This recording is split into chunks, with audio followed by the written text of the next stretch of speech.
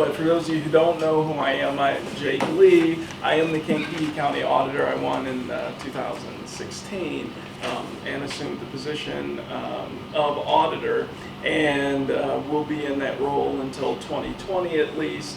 And then we'll figure out if I get a second shot, or if people say no, we're good. So anyway, so whenever I start a presentation, I always like to tell some sort of story or something like that. So I want you to kind of think of the terms good thing and bad thing. And as I tell this story, I would certainly like you to consider whether or not what you think has happened is a good thing or bad thing as you kind of analyze those two terms.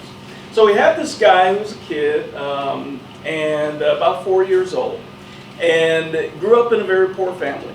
And they used to have a lot of cars that didn't work. The kids would play around in the vehicles and pretend that they were driving, young people in their imaginations. And just so happened that the young man and his brother decided that they were going to pretend that they were driving in one of the vehicles that did work, which was a 1979 full conversion van. And so they get in and they're tussling about this and that, and all of a sudden the gear selector level gets pulled and the van begins to roll. The older brother jumps out of the van, runs around to the back, tries to grab the ladder to pull the van back up the hill, obviously to no avail. The younger brother unfortunately falls out of the van, hits the metal step, and begins to tumble down this hill that they lived on. Now you would think that this is a bad thing, right? I mean, I don't know how you could imagine that be a good thing.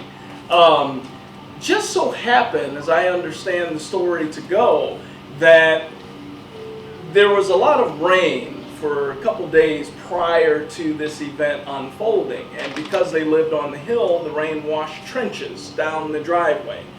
And as the young man began to tumble down the hill, his head gets caught in one of the trenches that the rain created. And guess what came right behind him? The van. And this van came and ran over his head, and then kind of parked itself on the side of the hill. And you would think that's a bad thing, right? A kid gets his head crushed by a van.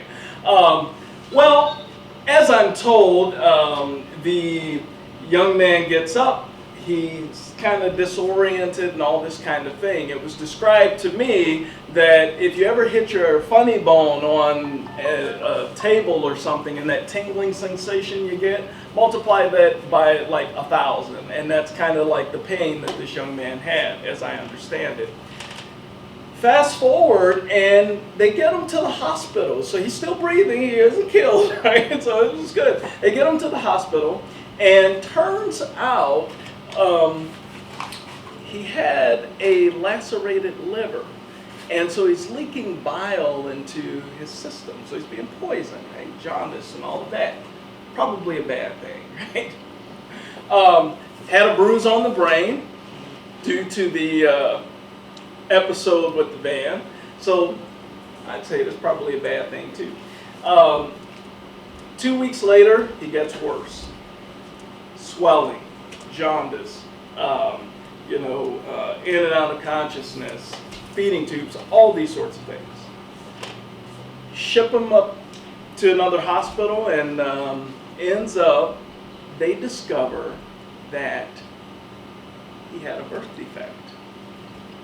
Birth defect would have or should have been discovered when he was about 2 years old. But for some reason it went undetected. And had it not been for that accident, that young man would not be the county auditor of Kankakee. And turns out that you could arguably say that that incident was the best thing that ever happened to him. Now, it may be a source of irritation for a great many people, but at least for his mom, she likes it. So anyway, I like to just kind of say that whenever you think about bad things that happen in your life, or good things for that matter, always remember that you never know what those situations can result in. I know for me, it turns out that I haven't had those problems since, which is good. At least I think so. And hopefully we'll be able to keep going. Through all of that, and I kind of abbreviate that story because time has been well spent, but through all of that I've learned several things, and I'll just give you one or two. One thing that I learned is that you have to be willing, or sometimes you're forced, right, to change on the inside. Now, I went through a physical change, but you have to be willing to be open to that change and to know that things will work out. I know for me, throughout my life, there have been, my life doesn't look the way I pictured it 20 years ago, but it's all good and it's working out. Open to that change, willing to grow in that process. The other thing is, don't be afraid of the pain that you have to endure sometimes. I remember going through the second surgery, and I was actually terrified because there was some prep work that had to be done that was very uncomfortable. The first time I was split open. I always say I was split open from stem to stern, where I have a long scar about that big with railroad tracks, what it looks like, because they stapled me shut, that kind of thing. And but don't be afraid to go through that pain, because a lot of times it is with the pain and the cutting and the nasty stuff that we end up finding our greatest selves and our greatest treasures. So anyway, just a little food for thought. As we talk about what got me into, or how I got into politics, as it were, and deciding to run for this position in particularly, I just want to share a few things that went through my mind. As a young man, I was always an odd kid. I was the kid who I wore suits to school growing up. I was really smart when I was really young, but then I kind of got dumber as I got older. So, not sure what my intellectual capacity is now, but I'm trying. It was really, I chalked that up to that bruise on the brain. But it was really one of those things where I never thought I would be a political person. I didn't know how to get involved. One of my dreams was to become a captain in the United States Navy, to command my own ship. But I didn't know how to get there. I grew up in Hopkins Park. I didn't know the Naval Academy even existed. So ironically, I ended up stationed there as an enlisted person for 2 years. It's just kind of fascinating how life unfolds. But anyway, when I came back to the community, I got involved. I volunteer a lot, support many organizations, and I've been involved in our party politically since probably 2011, here locally, 2011. And a friend of mine who we met in the Navy in Florida basically told me I was a hypocrite. And I'm like, what are you talking about? And he said, you're always complaining about what the government doesn't do and what we can't accomplish and how ineffective, inefficient it is, but you don't do anything. And so I said, well, what would you have me do? And he said, you need to run for an office. And I'm like, no. I am not running for an office. Just so happened around the same time, our local party here had asked if I would be interested in getting involved. And I was ready for a professional change at the time, and so I said, sure, I'll give it a whirl. Now, I had no expectation of winning. I had very low standards when I finally decided I was going to run. I said, you know what? I just don't want to be embarrassed. It's like, why don't we go? I do not want this to be a blowout. I'm coming out of nowhere. As long as I'm not embarrassed, it's all good. And we do all the things they tell you to do. We walked all over Kankakee County. We handed out literature. We talked to folks. We showed up at events, etc. Come election night, we're at the county building, my campaign manager and I, and we start the night out 800 votes down. And I'm like, well, that's 800 votes, we got plenty of time. Then it went to 1,000. and it went to 1,200. And I'm like, oh, this is not going to end well. And so it stayed like over 1,000 as the precincts started reporting in, 15, 18, 23, and so forth. And I started to get nervous because I'm like, I didn't expect to win, but I don't want to get blown out of the water. But then, once we started seeing things like the Sun River Terrace come in, and I didn't get killed like you normally would in that area. And then we saw Pembroke come in, and we saw Bourbonnais 24, and all this stuff. And so finally, we got down to 69 of our 72 precincts, or 73, reporting. And then we did a quick calculation and realized that there weren't enough votes left. And that was when I kind of knew I won. I'm like, oh boy, now what, type of thing. So anyway, we get into the office, and immediately we find that there's a lot of issues that we didn't know about when we were campaigning. And so we worked very hard to try to bring the office to the standard that we have now. We now have a CPA on staff and all these sorts of things. But the county has a lot of issues that the county board is working very hard to try to correct, along with the elected officials throughout the county and so forth. But we've got some serious issues. In this brochure, I want to just share with you some of the things that I usually present to groups in terms of how the county looks. On the inside is a little bio of me, so if you want to know more about me, feel free to read that, and you can learn all that your heart desires about Jake Lee. The middle section is where I really stole the top line, "It's Your County." Michael Abershoff, who was a captain in the United States Navy, wrote a book called "It's Your Ship." Wonderful book. I highly encourage you to read. And it basically comes with the idea of taking ownership in whatever you're a part of. And the USS Benfold became a very historic naval vessel because of his leadership and his style. And so I take that approach with our voters, is that this is your county.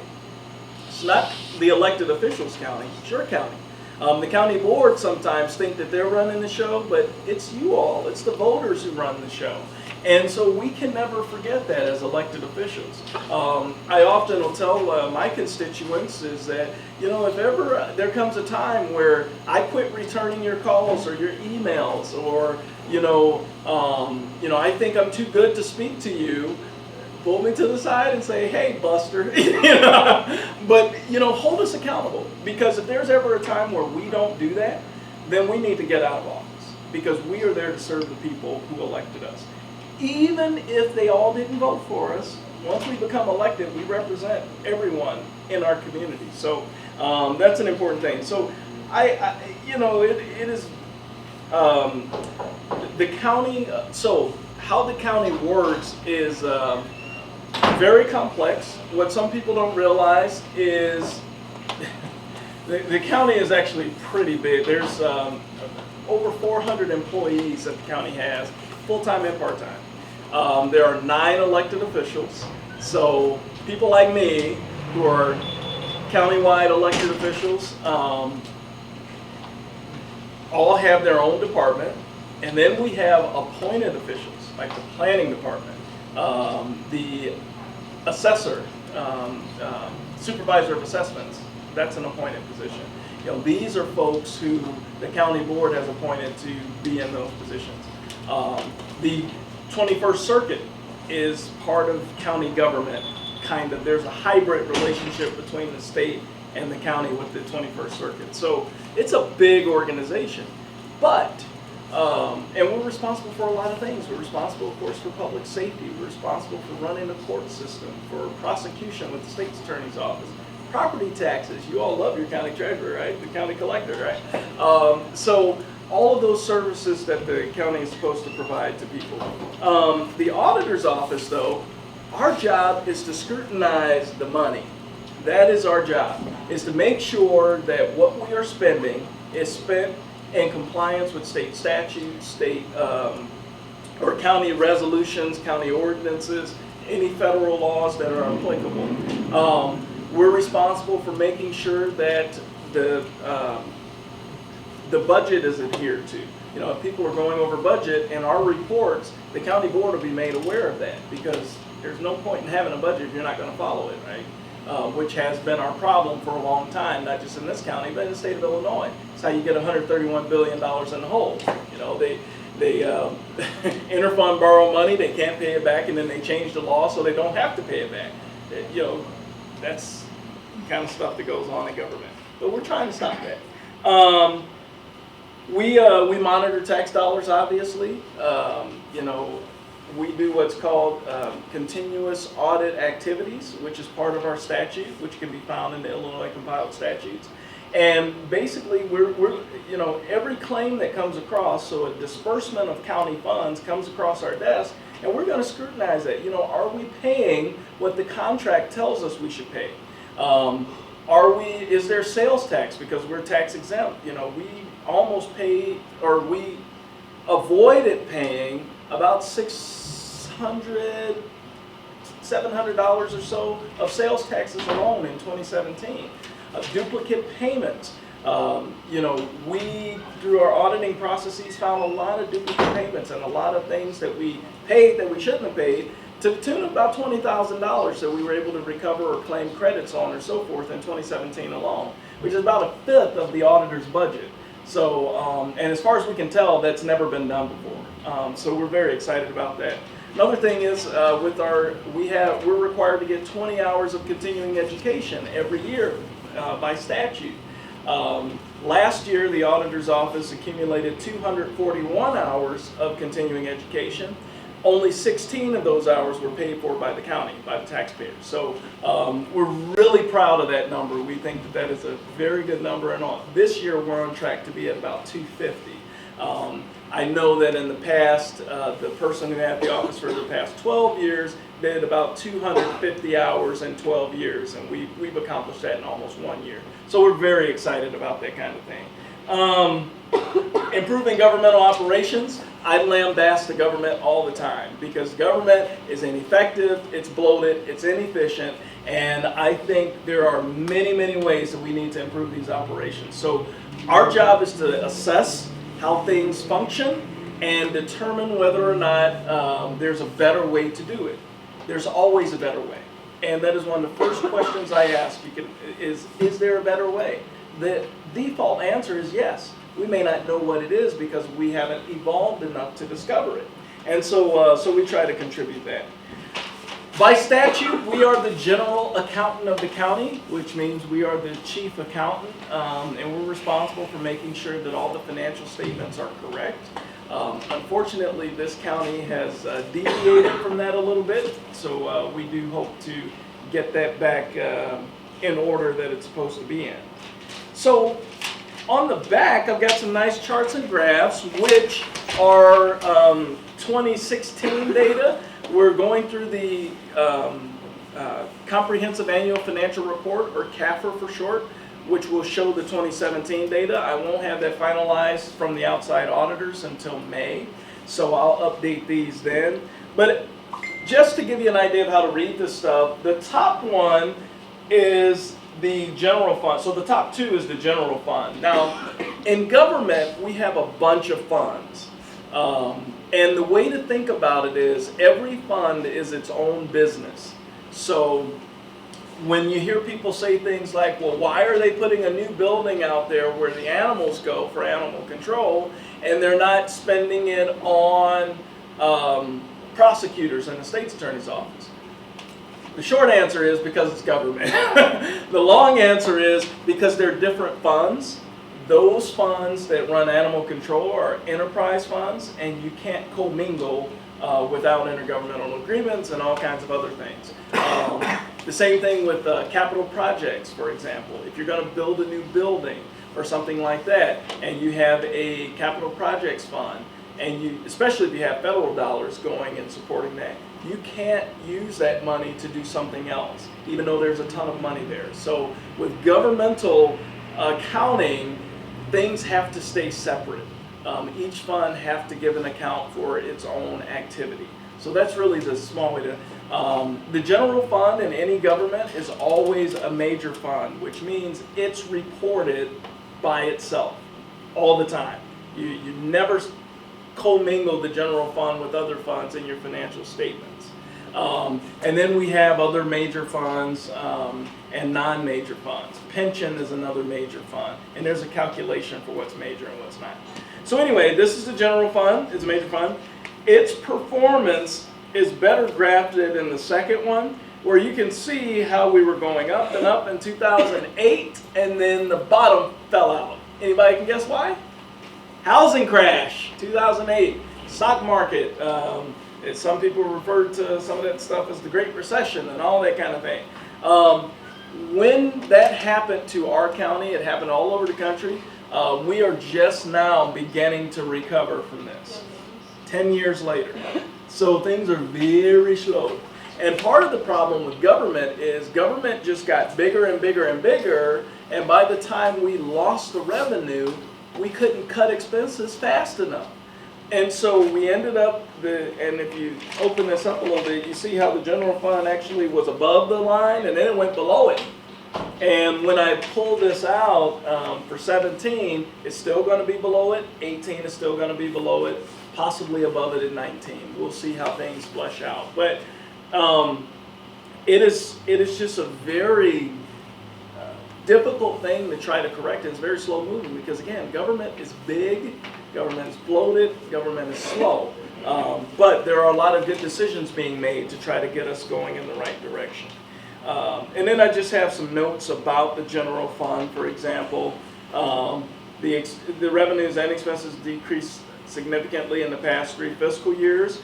That's something that sometimes get lost in a lot of the rhetoric that's out there about, interfund borrowing and this and that. We actually, in the past 2 fiscal years, have done much better than we have in the years prior to that. So there's a lot of cool things going on. One of the interesting things, though, to me is when it comes to our portfolio, which is on the back, only 38% of our revenue comes from property taxes, which is ownership in the community. That is a significant problem. And the reason I say that is if you look at any other community that is in good, strong fiscal health, it's closer to 50% of what comes from property taxes and ownership of land.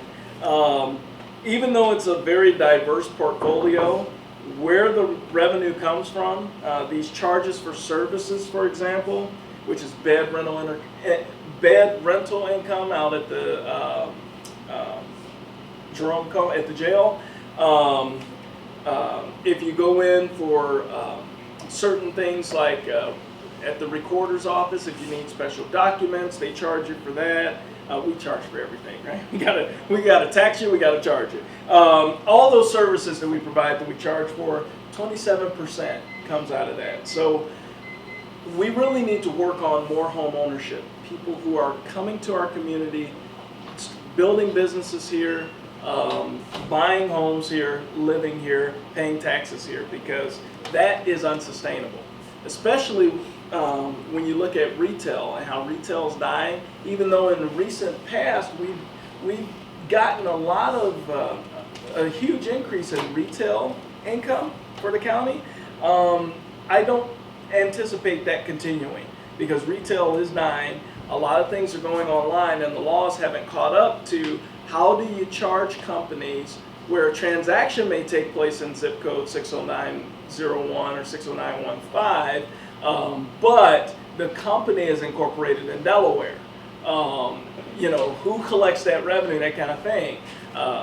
It's going to get very difficult. And as funds become less and less available for local units of government, what services can we still afford to provide? How many police can we have? How many state's attorneys can we have? How many coroners? How many, and now we have the opioid epidemic hitting our community. 54 deaths, I believe it was, last year. Overdoses with fentanyl and carfentanil and all this kind of thing. So huge, huge issues. Nothing that we can't accomplish or can't overcome, but they have a significant financial impact. And from what the coroner says, we're only going to see it get worse, especially with the drugs. So it's very important that groups like this and the faith-based community and all those folks get involved to stop this from happening, because all of those societal issues always come back and they hit the finances. Always. Every time. If you want to know where the issues are in your society, look at where the money's going. And I can guarantee you, you're going to discover that. You can discover it with the state of Illinois. I talk about it all the time. Where they put their money are where the worst results happen, because that's where the biggest problems are. So anyway, I know that's kind of a lot of information. That's the condensed version. But I try to just give you an idea of some of the things that we're responsible for, some of the things we've tried to accomplish over the past year. We're working very hard to keep things moving in the right direction next year and beyond. And I also have to say that I know that the county as a whole has been working very hard to try to move us in the right direction. There are a lot of issues that we still have, and there is a lot of progress yet to be made. But I'm confident that we'll be able to make it. So with that, if there's any questions that you might have that I could entertain at this time, I'd try to have the answer for you. Yes, ma'am. So I believe it was, I don't know who actually came out, I believe it was the mayor, but she came out with that we're going to be dropping property taxes and increasing sales tax. Is that correct? Yes, so now the city of Kankakee is a separate entity from the county. Right. I know a little bit about that, and from what I understand, they want to bring the sales tax from 6.25% to 8.25%, and drop property taxes from whatever they are. I think they're whatever they had. 13 maybe or something like that, and drop them down to 11. And the way it should work out in theory is the average person should save about $950 with that tax swap, as it were. But there are other opinions on that. I'll reserve my opinion. I don't want to influence anybody, but that's how it should work in theory. Yeah. Would that tax break be just for Kankakee residents and also homeowners? Yes, so it would be for property owners. Yes. Yeah. Whoever the property owner is in the city of Kankakee. Yes. Yeah. So then my question to piggyback on yours is that if that's the case, then that would increase the amount of property owners that we would possibly have in Kankakee for owners who wouldn't physically, or wouldn't, as of now, be able to purchase a home. That's their idea, is to increase homeownership. Yes, that is the goal, I believe. Okay. And one of the biggest criticisms about the city, in particularly, is our property taxes. I live in the city of Kankakee, and they are high, but I kind of feel that that's my sacrifice. So anyway. Yeah. So then, what about all these homes that have been vacant for years and years and years? What could things like a community like ours do to improve that? Would that be something like supporting, I don't think what organization that is that prepares homes? Or Habitat for Humanity, supporting those type of organizations would be. Yeah, that's certainly a start. There are a lot of programs that are out there for, a lot of rehabilitation programs out there. Strong neighborhood homes is one that I can think of. The big thing is getting people who will commit to, once the home is rehabbed and all that, purchasing it and moving in, because there are a lot of things I know that the city's working on and that they have to do simultaneously in order to kind of pivot and go in the right direction. So, yeah, lots of programs out there though to do that kind of thing. So.